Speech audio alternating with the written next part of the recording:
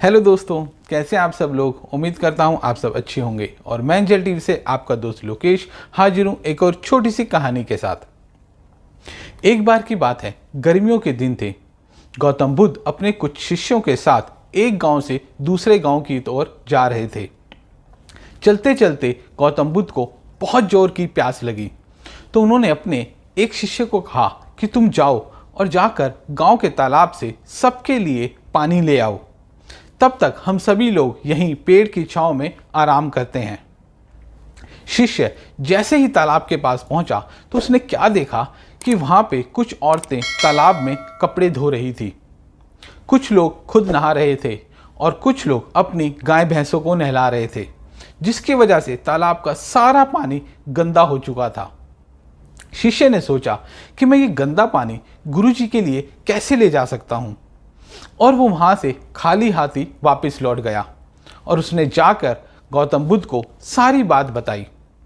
उस शिष्य की बात सुनकर बाकी सभी शिष्य बोलने लगे कि हमें यहाँ से चलना चाहिए, हम कहीं और जाकर पानी पी लेंगे।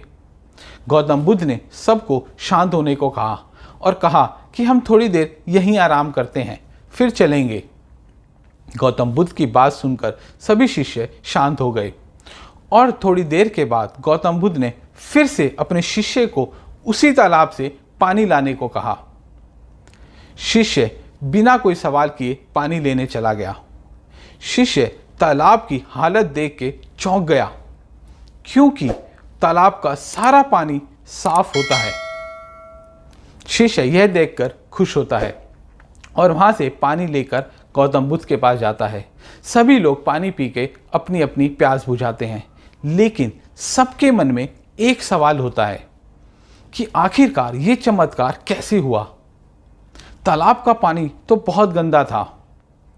उन्हें लगता है कि ये महात्मा बुद्ध की शक्ति है, ये उनका ही कोई चमत्कार है।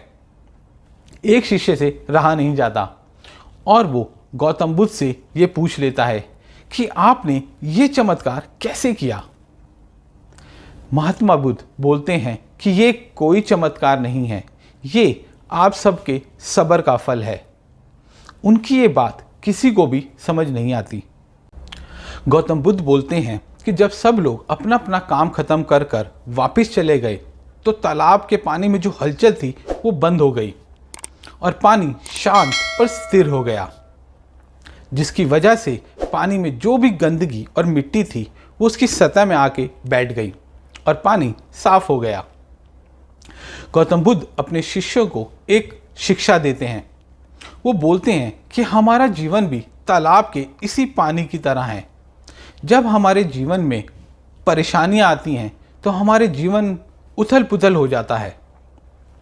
मुश्किल समय में हमें सब्र रखना चाहिए, अपने मन को शांत रखना चाहिए और शांत मन से ही कोई डिसीजन लेना चाहिए जो हमारे खुद के लिए भी और दूसरों के लिए भी अच्छा हो, क्योंकि ऐसी सिचुएशंस में अक्सर लोग अपना सब्र खो देते हैं और गुस्से या जल्दबाजी में कोई ऐसा काम या डिसीजन ले लेते हैं जिसका पछतावा उन्हें भविष्य में होता है।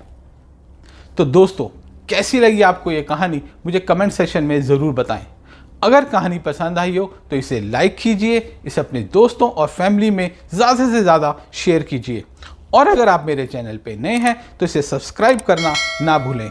अगले रविवार फिर मिलते हैं एक नई कहानी के साथ। तब तक खुश रहें, मुस्कुराते रहें।